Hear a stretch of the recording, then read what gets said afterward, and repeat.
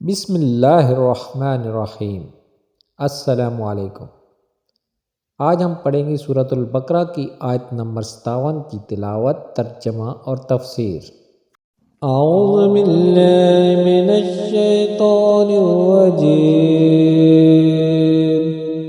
بسم اللہ الرحمن الرحیم۔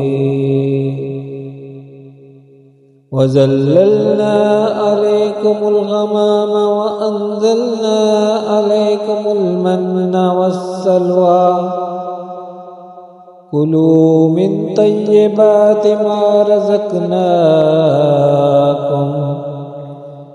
وَمَا ظَلَمُونَا وَلَٰكِن كَانُوا أَنفُسَهُمْ يَظْلِمُونَ۔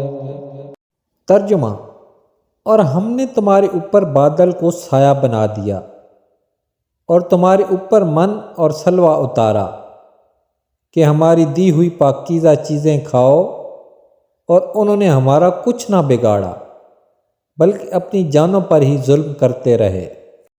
سورۃ البقرہ آیت نمبر 57 کی تفسیر۔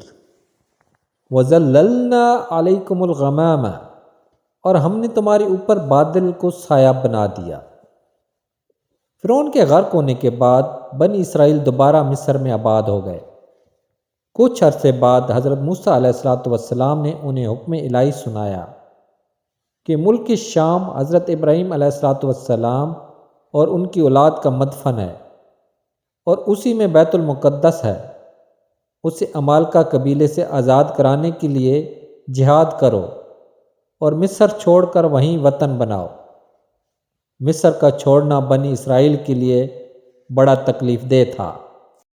شروع میں تو انہوں نے ٹال مٹول کی، لیکن جب مجبور ہو کر حضرت موسیٰ اور حضرت ہارون علیہ السلام کی معیت میں روانہ ہونا ہی پڑا، تو راستے میں جو کوئی سختی اور دشواری پیش آتی تو حضرت موسیٰ علیہ السلام سے شکایتیں کرتے۔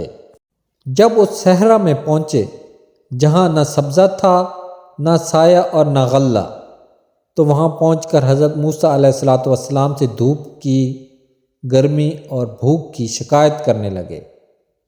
حضرت موسیٰ علیہ السلام نے دعا فرمائی، اور اللہ تعالیٰ نے اس دعا کی برکت سے ایک سفید بادل کو ان پر سائبان بنا دیا، جو رات دن ان کے ساتھ چلتا، اور ان پر ایک نوری ستون نازل فرمایا جو کہ آسمان کی جانب سے ان کے قریب ہو گیا اور ان کے ساتھ چلتا، اور جب رات کے وقت چاند کی روشنی نہ ہوتی تو وہ ان کے لیے چاند کی طرح روشن ہوتا۔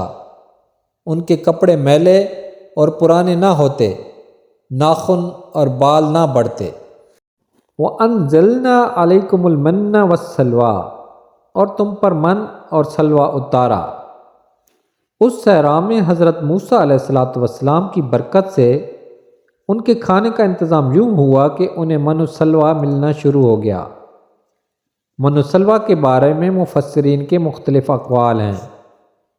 من کے بارے میں صحیح قول یہ ہے کہ یہ ترنجبین کی طرح ایک میٹھی چیز تھی، جو روزانہ صبح صادق سے طلوع آفتاب تک ہر شخص کے لیے ایک سا یعنی تقریباً 4 کلو کے بقدر اترتی، اور لوگ اس کو چادروں میں لے کر دن بھر کھاتے رہتے۔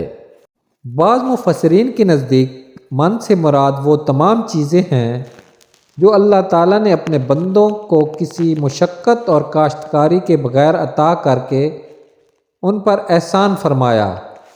سلوہ کے بارے میں صحیح قول یہ ہے کہ یہ ایک چھوٹا پرندہ تھا، اور اس کے بارے میں ایک قول یہ ہے کہ یہ پرندہ بھنا ہوا بنی اسرائیل کے پاس آتا تھا، اور ایک قول یہ ہے کہ جنوبی ہوا اس پرندے کو لاتی اور بنی اسرائیل اس کا شکار کر کے کھاتے۔ یہ دونوں چیزیں ہفتہ کو بالکل نہ آتی، باقی ہر روز پہنچتی۔ جمعہ کو دگنی آتی، اور حکم یہ تھا کہ جمعہ کو ہفتے کے لیے بھی جمع کر لو، مگر ایک دن سے زیادہ کا جمع نہ کرو۔ بنی اسرائیل نے ان نعمتوں کی ناشکری کی اور ذخیرے جمع کیے، وہ سڑ گئے اور ان کی آمد بند کر دی گئی۔ یہ انہوں نے اپنا ہی نقصان کیا کہ دنیا میں نعمت سے محروم ہوئے اور آخرت میں سزا کے مستحق ہوئے۔